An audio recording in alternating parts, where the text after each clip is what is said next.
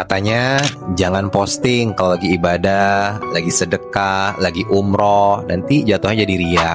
Katanya jangan posting quotes-quotes hadis atau ayat Quran, nanti dibilang so alim.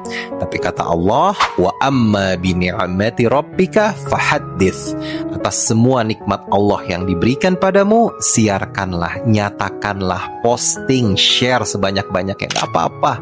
Dunia sosial media kita hari ini dipenuhi dengan berbagai berita tentang keburukan, kejahatan, LGBT, dan hal-hal yang tidak baik lainnya. Maka timpalah itu dengan berbagai berita, postingan tentang kebaikan. Tapi nanti jadi riya.